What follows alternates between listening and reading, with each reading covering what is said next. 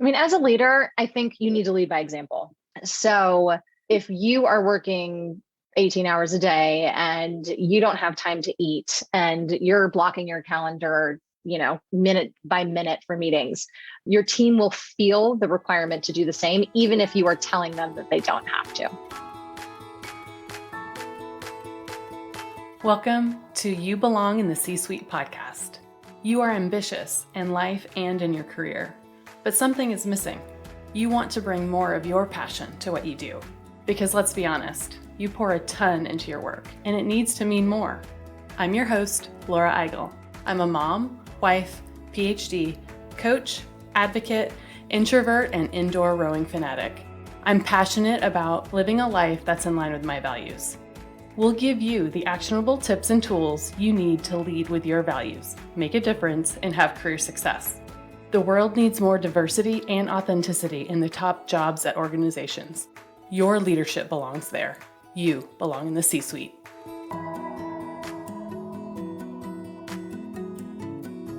Hi there, friends. I am thrilled to announce that I've written my first book, and it is called Values First: How Knowing Your Core Beliefs Can Get You the Life and Career You Want. I have poured my heart into this book with personal stories and stories from coaching clients using the Values First framework.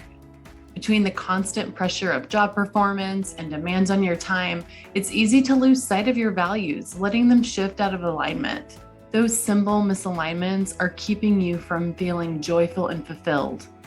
Learn how to recenter your life and career around what truly matters to you.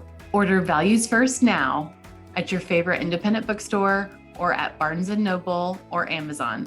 I want to make sure that you are the first to know about every book activity that we have in store, including virtual and in-person events.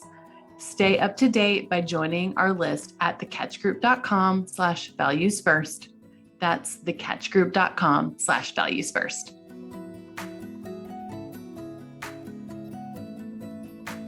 Welcome to this week's episode of the You Belong in the C-Suite podcast. This week, I'm excited for you to hear from Elizabeth Rosenberg. She has such a relatable story, one that I can relate to, on burnout. In our discussion, we talked about her personal experience with burnout from a job that she loved and her journey to well-being. Elizabeth Rosenberg is the founder of the Good Advice Company, a marketing and communications consultancy that coaches agencies, brands, and C-suite leaders on global messaging strategies, brand positioning, and thought leadership. Elizabeth is the embodiment of a true new era global PR and marketing executive, standing for resourcefulness, creativity, and effectiveness in a time fueled by heightened social and cultural awareness. An entrepreneur at her core, Elizabeth's true passion lies in working with new or reimagined cutting-edge brands that are bringing consumers products and tools that make life more enjoyable, accessible, and healthy. Based in Los Angeles, Elizabeth is currently working on her book and speaking about her health and wellness journey while maintaining a high-profile position, working with some of the best-known and innovative brands in the world. She truly believes there is a future where wellness, intuition, and the corporate world collide. In our discussion, we talked about what leaders need to do to support their teams, the importance of empathy, especially now in the pandemic, and what you can do for yourself to avoid burnout. We talked about Elizabeth's company and how she made the career decisions to get there. I can't wait for you to hear our discussion. Let's get started.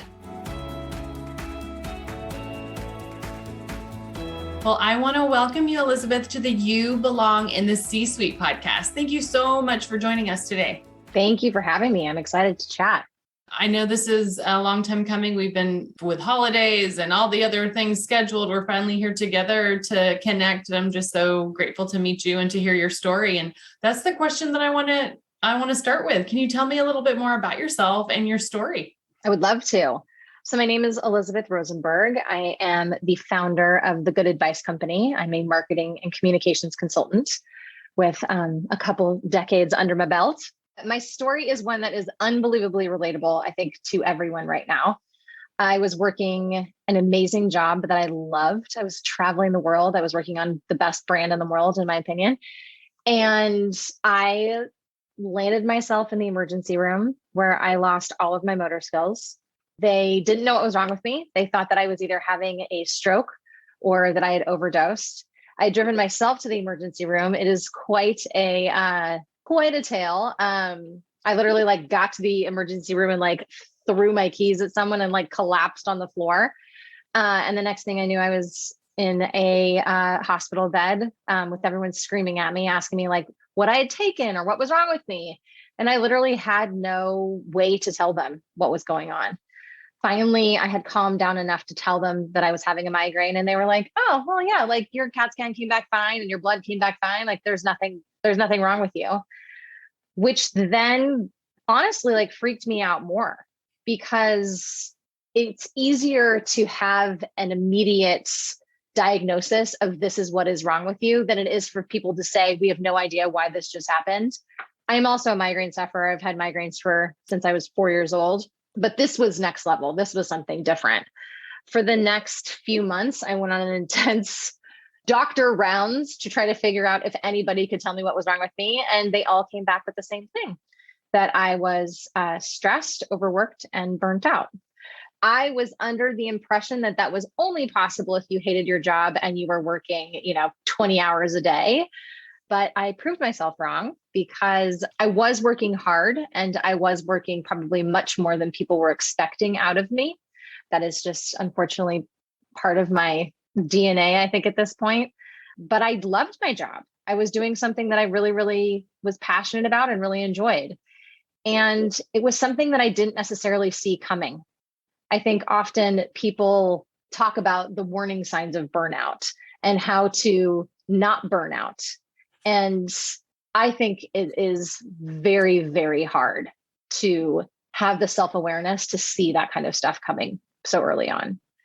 In 2020, or maybe 2021, these years have all blended together at this point. Yeah. In the last year or so, I did put this story out in Business Insider as an op-ed. It's also on my Medium page, so you can read it in full. And it was just alarming. I mean, I received hundreds of emails and messages from people that had experienced something similar and were so glad that somebody else was telling a story, so they knew that they also weren't alone.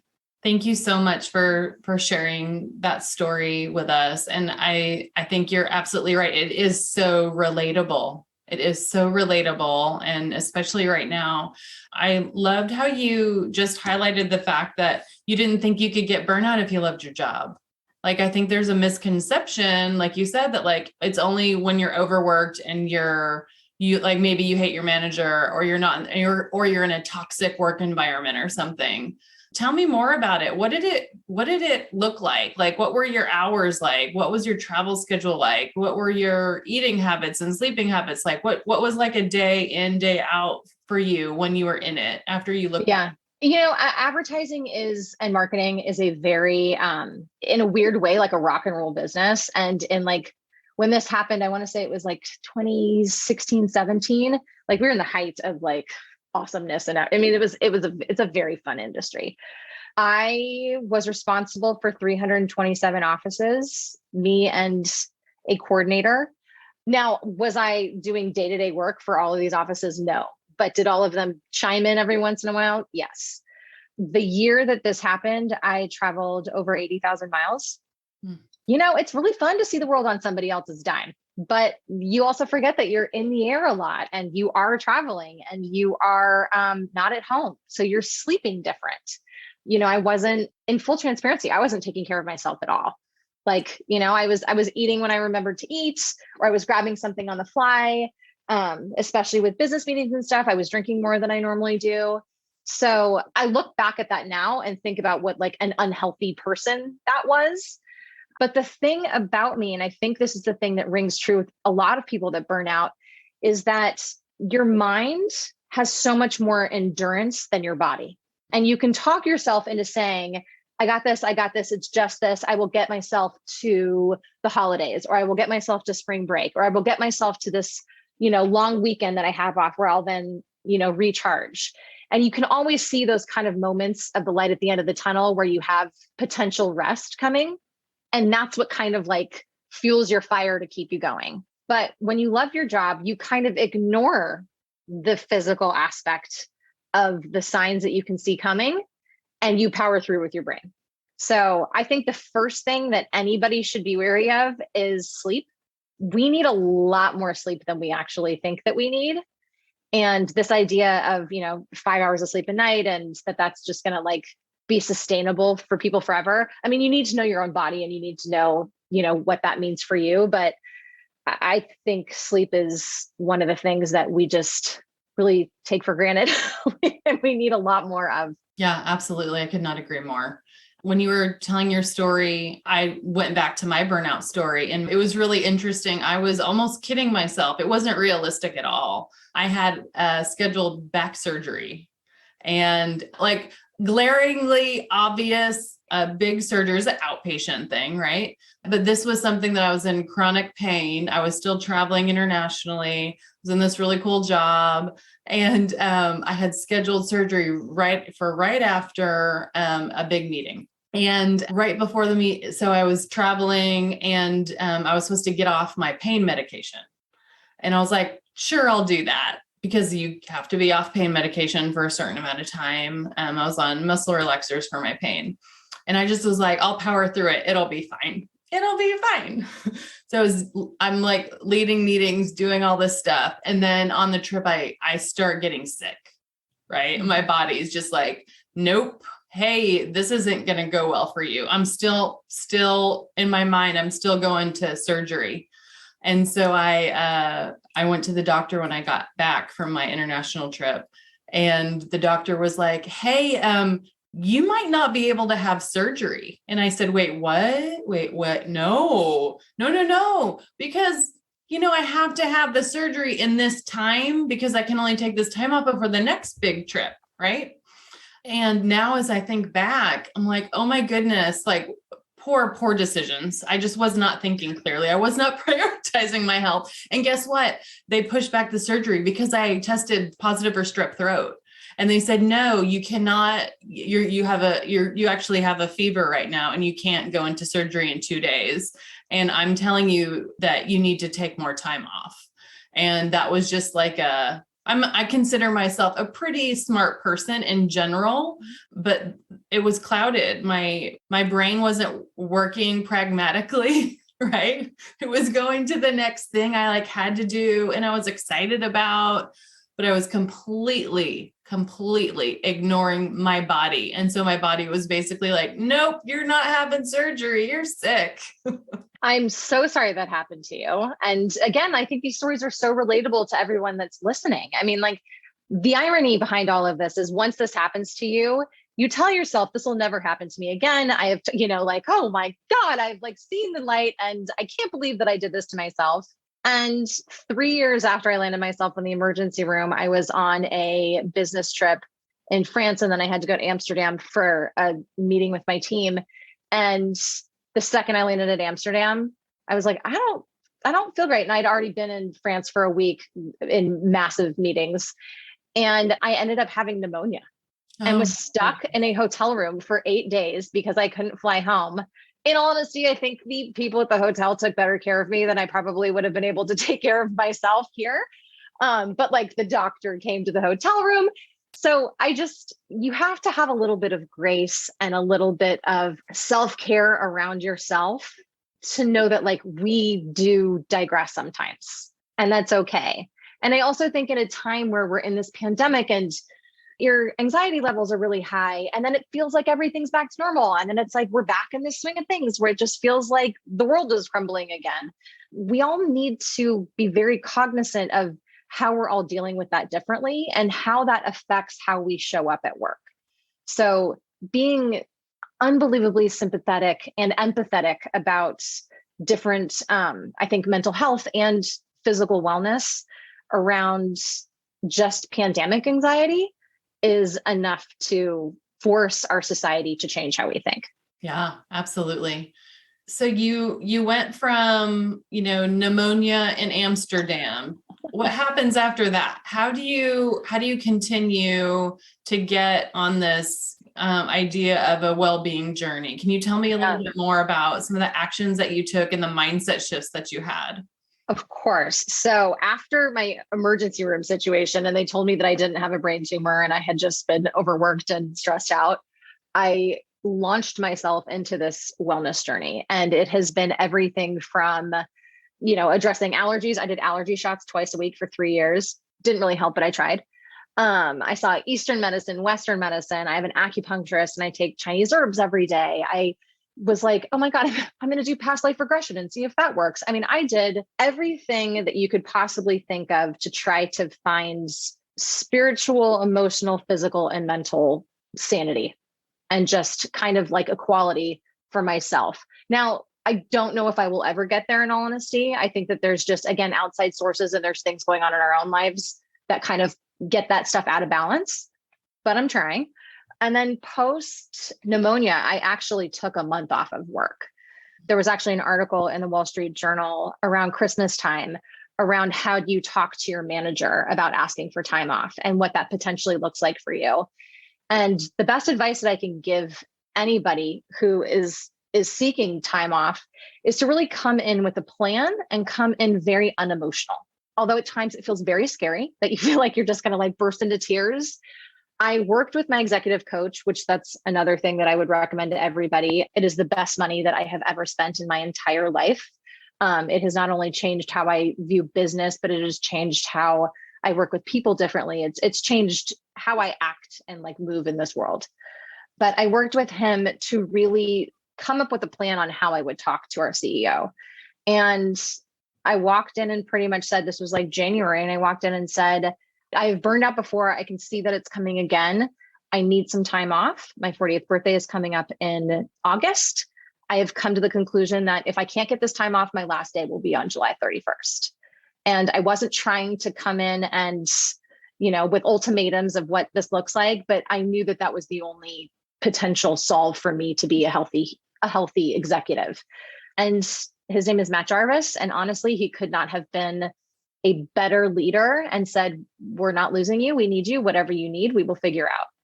But the fact that I came in on emotional and I also had a very long runway allowed for that to come to fruition. And so it's you have to ask for what you need, even though it can be quite scary, because if you don't ask for it, what's the worst they're going to say? No? Okay. Absolutely. Yeah. Absolutely. Yeah. But this wellness journey has been a fun one. I mean, I think, unfortunately, the way that our mental health and medical situation is set up, there are so many different alternative forms of medicine that I think we don't have access to unless you are privileged and have a budget for that. But I also think that my biggest pet peeve is when somebody says to me, oh my God, have you tried this? And I think it's amazing that people want to share, but what works for one person, 99% of the time doesn't work for somebody else. Mm-hmm. So I do think that you need to try out a bunch of different things for you and see what works for you. And then be completely unapologetic for what that might be. If you need to see a shaman, see a shaman. If you need to see an MFT and to go to therapy once a week, do that. If you need to acupuncture, chiropractics, if you need any of these other things and ways of healing, if that works for you, be unapologetic about it. It's really great advice. What has the pandemic done for you, good, bad, in terms of some of this wellness? The pandemic has been interesting. It's been very grounding in a lot of ways. I think this is a plot twist for you. I quit my job on March 2nd of 2020. So literally right before the world imploded. And in many ways, there was freedom in that, but there was also a lot of fear in that. So I think when the world kind of closed down and I was forced to be inside and kind of be with those thoughts, it was terrifying, but also unbelievably empowering to really lean into what I love to do, what I wanted to do, and the kind of people that I wanted to work with. So I launched a new company and it's been going really, really well. I also kind of reconnected with I was always an athlete growing up. I have stress walked pretty much all over Los Angeles. And there's so many parts of the neighborhood that I live in that I didn't even know existed because we don't walk here. So I just think taking that time and blocking out that time for just that's my meditation. It's when I would do phone calls sometimes. It's when I would listen to music. I'm sure part of my neighborhood is really over my rendition of Alanis Morissette's You Ought to Know, like that I just sing at the top of my lungs sometimes because I need to get it out. So I don't know. I think that there's a lot of loneliness, but a lot of self-reflection. And also being very vocal about that. Finding the people that you can talk about that with, I think is really important. Did you lean on different types of relationships in your entrepreneurial journey? The thing that's been very interesting is that everyone was open to like a Zoom coffee. So there are people that I would now consider some of my very close friends who I've never met in person. And like, that is rad. I mean, think about like what a cool outcome that is. Because otherwise, and I'm sure you've done this, where you are on a flight to New York for a 12-hour meeting and then turn around and come home. Like, I will never do that again. Like, no one should ever have to do that again. That's ridiculous. But I think that has been a positive. But I also think this idea of this like churn and like needing to be available to everybody all the time, while I've let some new people in, I've definitely said goodbye to others, which is also terrifying and rewarding. It's a very weird dynamic between the two. What led you to make that big career move right before the pandemic started? There was no growth. So it's part of the thing I really love about your podcast is seeing yourself in the C-suite. If you do not see opportunity for growth, you need to move on, which can be terrifying. But if you don't have a team of people who are supporting you and who are honest about the trajectory of your career, it is not the right place for you. I love that. Just unapologetic advice. Such great advice. And if they're not cheering for you when you go to your new thing, those probably weren't your biggest champions to begin with. 100%. It's interesting because my old CEO, who I mentioned before, it is so hard to name a company. I'm sure your listeners out there can agree. It is like impossible. It's very hard. And he has definitely turned from boss into mentor. And I was doing a call with him and I was like, I just can't name this company. And he was like, you are so good at like leaning into the intuitive truth of what is behind, strategy and communication. She's like, you just give great advice. Just call it the Good Advice Company. And I was like, okay, there's no way that's available. And like, as I'm on the phone with him, I'm like on, GoDaddy, like Googling, and I'm like, oh my God, he's like, just buy them all. And if you don't use it, I will. And I was like, okay. And then like a week later, I had a logo, and 2 weeks later, I had a website. Perfect. I know. That. So sometimes it's just like, and I had been thinking about this for months and it just was not coming together. So just got to be open. Sometimes it's just that one conversation. Yeah. But yeah, exactly. It's a big decision to name a company. So I love that you came, and now there's a story around it too, right? Totally. Exactly. Yeah, that's awesome. As we talk about wellness and how it's so relatable, are there any things that we can do right now? I loved your advice about try on different things. What works for you isn't going to potentially work for somebody else. Yeah. So as a leader, how can you support your team? What should you be looking out for, especially now as we're still knee deep in pandemicness? I mean, as a leader, I think you need to lead by example. So if you are working 18 hours a day and you don't have time to eat and you're blocking your calendar, minute by minute for meetings, your team will feel the requirement to do the same, even if you are telling them that they don't have to. That is the first thing. Secondly, and I know people like leaders specifically hate when I say this, but turn off the noise, like the notifications on Slack. They are made to, and again, I love Slack and I love instant message. Like I love all the messenger platforms because I think that they're a very efficient way of communicating, but you don't need to have that in your off hours or on the weekends. One of the things that I loved at my old company was when you're on vacation, they required you to, or recommended that you take your email off of your phone. Love that. Completely. Just completely. And honestly, like it is a game changer. And if your out of office says, I'm not looking at email, text me. If someone actually needs you, they will text you. 99% of the time, they don't need you. You're fine. And I also just think as a leader, you need to have you need to understand the difference between empathy and sympathy. I've always had a lot of very sympathetic bosses, but who on their LinkedIn claim that they are empathetic, but I don't think necessarily know the difference between empathy and sympathy. And there's a ton of leadership training and kind of things that we can do to really enhance and learn more about emotional intelligence and the benefit that that can have for an entire team. But that is an investment. And it's something that everybody needs right now, because as Gen Z is, entering the workforce, there's no option. I mean, they are unbelievably unapologetic and brutally honest and vulnerable.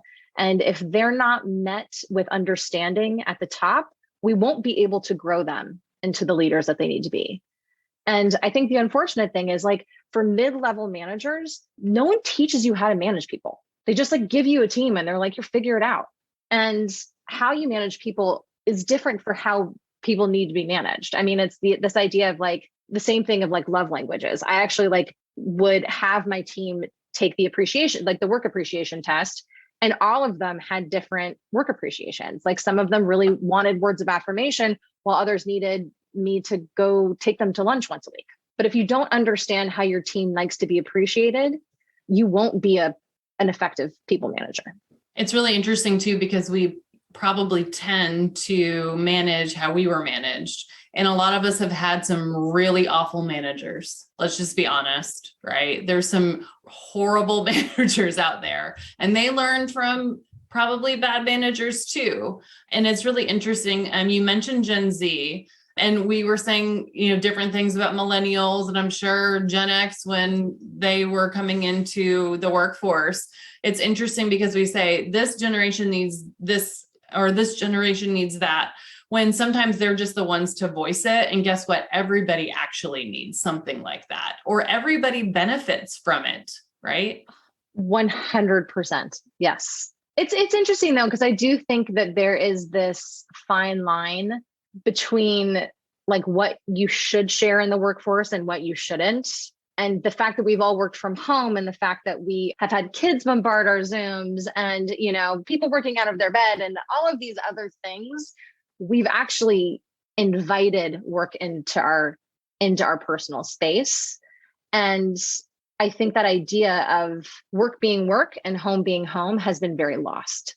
And I am hopeful that we'll get that back one day, because I think that it is really healthy to have that disconnect of not being kind of it all muddled together, and you being able to choose the types of things that you want to be vulnerable about versus them just being out in the open anyway. Yeah, I think it's interesting. You said it's kind of like a fine line. And I think we know when our managers have crossed it, right? Oh yeah, don't come complain to me about your peer. Or, oh, hey, don't, that's too much information about XYZ. But sometimes the self-awareness is not there from leader, because maybe they're too comfortable, or they're just really not sure how to do the vulnerability thing yet. Even though that's the case, I'd rather somebody try than not. Yes, I totally agree with you. But I also think that trying is where people get very scared, because they don't know if they're doing it right, if they're doing it wrong, if they're saying something that legally they shouldn't be saying or not saying. And this is where I do think that companies can really benefit from individual leadership coaching and team coaching within, teams. The beauty, I think, of the last year too, is that there's been so many people in the Great Resignation who are like, screw this, I'm out, I don't want to do this anymore, who have now turned into coaches, who have been on both sides. I mean, the coaching well is deep. There's a coach for everything. There's a coach for everything. And it's we, especially in the workforce, people come to us because we are experts in whatever field that we need. We're not experts in necessarily management or behavioral analytics or that kind of stuff. So hire somebody to do that for you. I love that advice. Well, Elizabeth, thank you so much for your time today. It was such a great chance to connect. And thank you so much for sharing your story. I'm sorry that was your experience, but I'm really happy that others can learn from it and hopefully put in place some of these things to get on their own wellness journey, to try new things. So what is the best way for people to connect with you? I am on Instagram. I'm on Twitter at Good Advice Co. And I always recommend that people follow me on LinkedIn. I think that I'm my most authentic self there, where I can have a few more words to share some good advice. Wonderful. Well, thank you so much for the good advice that you've shared here today. And I will link your LinkedIn profile in our show notes to make sure that people can connect with you there. And just want to say thank you so much for joining us today. Thank you. And yeah, good luck to everybody. Be kind to yourself.